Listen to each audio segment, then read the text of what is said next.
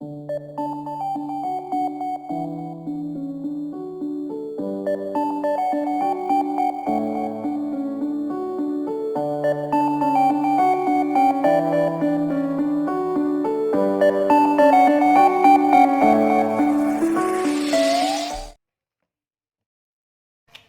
kita cuci tangan dulu ya, pakai hand sanitizer.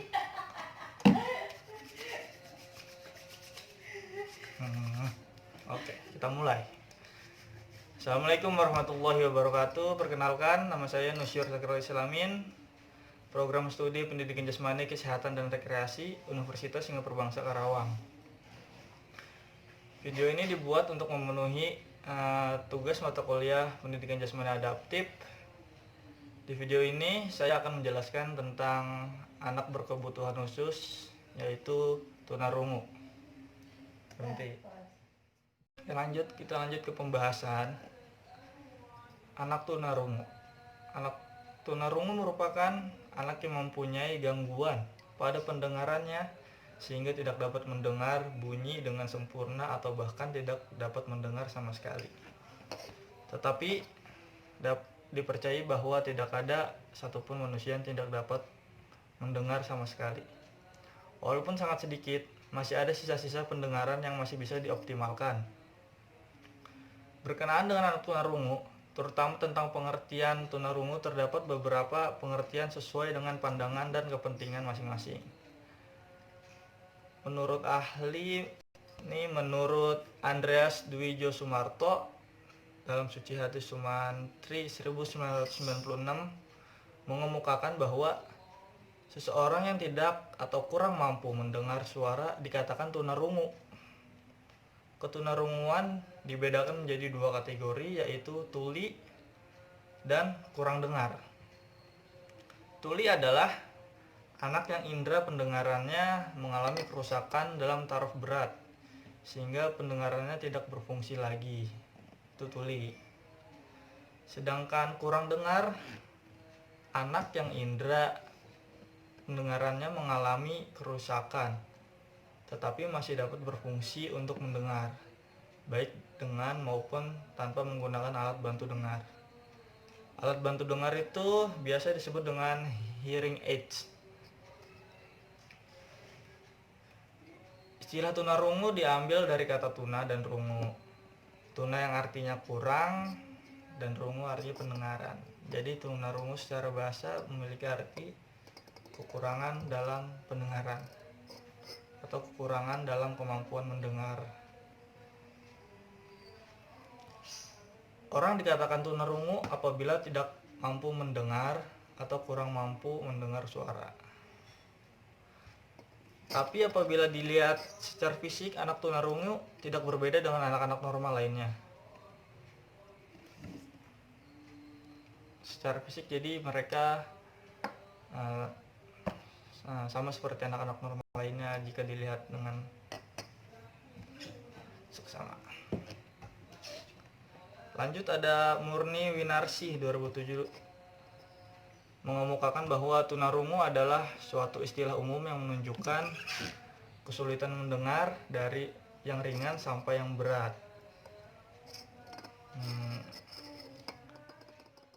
Oke teman-teman, selanjutnya kita masuk ke pembahasan tentang karakteristik anak tunarungu. Karakteristik anak tunarungu dari segi fisik tidak memiliki karakteristik yang berbeda dari anak-anak normal lainnya. Sebagai dampak ketunarunguannya, anak tunarungu memiliki karakteristik yang khas dari segi yang berbeda. Permanarian Somad dan Tati Hernawati 1995 mendeskripsikan karakteristik ketunarunguan dilihat dari segi intelijensi, bahasa, bicara, emosional, dan sosial. Yang pertama, karakteristik dari segi intelijensi. Intelijensi anak tunarungu tidak berbeda dengan anak normal lainnya. Pada umumnya, anak tunarungu memiliki intelijensi normal dan rata-rata. Prestasi anak tunarungu seringkali lebih rendah daripada prestasi anak normal karena dipengaruhi oleh kemampuan anak tunarungu dalam mengerti pelajaran yang diverbalkan. Jadi anak tunarungu memiliki kesulitan dalam mendengar guru saat menjelaskan. Jika anak tunarungu itu berada di sekolah-sekolah formal, jadi dia kesulitan dalam menerima pelajaran karena ketunarunguannya. Namun untuk pelajaran yang tidak diverbalkan, anak tunarungu memiliki perkembangan yang sama cepatnya dengan anak normal. Prestasi anak tunarungu yang rendah bukan disebabkan karena inteligensinya rendah, namun karena anak tunarungu tidak dapat memaksimalkan inteligensi yang dimiliki. Aspek inteligensi yang bersumber pada verbal seringkali rendah, namun aspek inteligensi bersumber pada penglihatan dan motorik akan berkembang sangat cepat. Jadi jika guru menjelaskan menggunakan verbal, anak tunarungu memiliki kesulitan.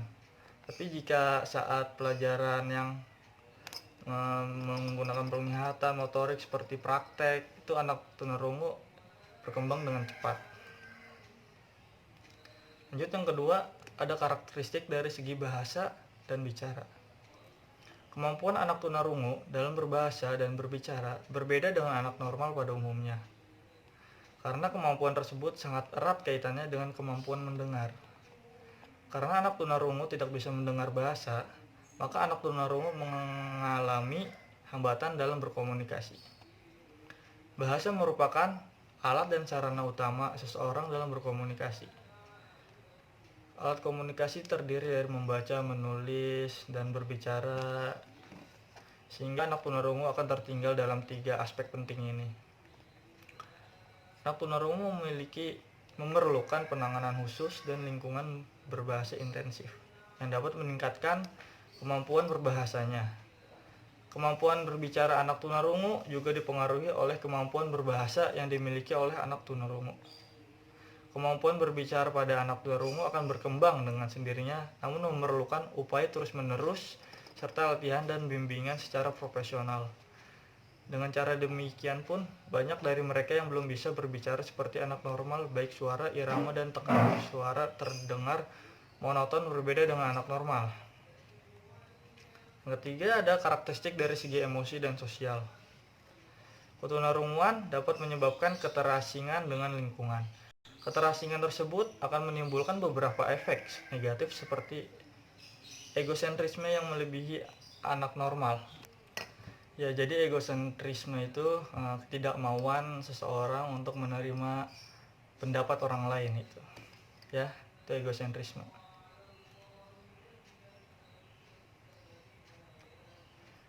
Yang pertama, egosentrisme yang melebihi anak normal. Sifat ini disebabkan oleh anak tunarungu memiliki dunia yang kecil akibat interaksi dengan lingkungan sekitar yang sangat sempit. Karena mengalami gangguan dalam pendengaran, anak tunarungu hanya melihat dunia sekitar dengan penglihatan. Penglihatan hanya melihat apa yang di depannya saja, sedangkan pendengaran dapat mendengar sekeliling lingkungan. Karena anak tunarungu memiliki sekitarnya dengan menggunakan penglihatannya, maka akan timbul sifat ingin tahu yang besar, seolah-olah mereka haus untuk melihat, dan hal itu semakin membesarkan egosentrismenya.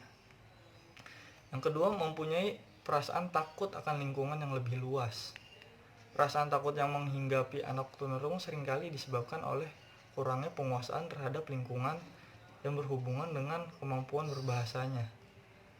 Yang ketiga, ketergantungan terhadap orang lain. Sikap ketergantungan terhadap orang lain atau terhadap apa yang sudah dikenalnya dengan baik merupakan gambaran bahwa mereka sudah putus asa dan selalu mencari bantuan serta bersandar pada orang lain. Yang keempat, perhatian mereka lebih sukar dialihkan. Sempitnya kemampuan berbahasa pada anak tunarungu menyebabkan sempitnya alam pikirannya. Alam pikirannya selamanya terpaku pada hal-hal yang konkret. Jika sudah berkonsentrasi kepada suatu hal, maka anak tunarungu akan sulit dialihkan perhatiannya ke hal lain-lain. Anak tunarungu lebih miskin akan fantasi. Yang kelima, umumnya memiliki sifat yang polos, sederhana, dan tanpa banyak masalah. Anak tunarungu tidak bisa mengekspresikan perasaannya dengan baik. Anak tunarungu akan jujur apa adanya dalam mengungkapkan perasaannya. Yang keenam, lebih mudah marah dan cepat tersinggung. Karena banyak merasakan kekecewaan akibat tidak bisa dengan mudahnya mengekspresikan perasaannya, anak tunarungu akan mengungkapkannya dengan kemarahan. Semakin luas bahasa yang mereka miliki, semakin mudah mereka mengerti perkataan orang lain. Namun semakin sempit bahasa yang mereka miliki, akan semakin sulit untuk mengerti perkataan orang lain, sehingga anak tunarungu mengungkapkannya dengan kejengkelan dan kemarahan. Teman, itu dia penjelasan singkat tentang anak tunarungu. Jadi kesimpulannya, anak tunarungu itu anak memiliki keterbatasan kemampuan dalam indera pendengaran. Jika teman-teman memiliki teman, tetangga, kerabat, atau saudara yang mengalami gangguan tunarungu atau tuli, teman-teman harus mengajaknya bersosialisasi, temani dia. Itu akan membuat psikologi si anak tersebut menjadi lebih baik untuk menjalani kehidupannya. Ya, saya kira cukup. Kurang lebihnya mohon maaf. Wabillahi taufiq wal hidayah. Wassalamualaikum warahmatullahi wabarakatuh.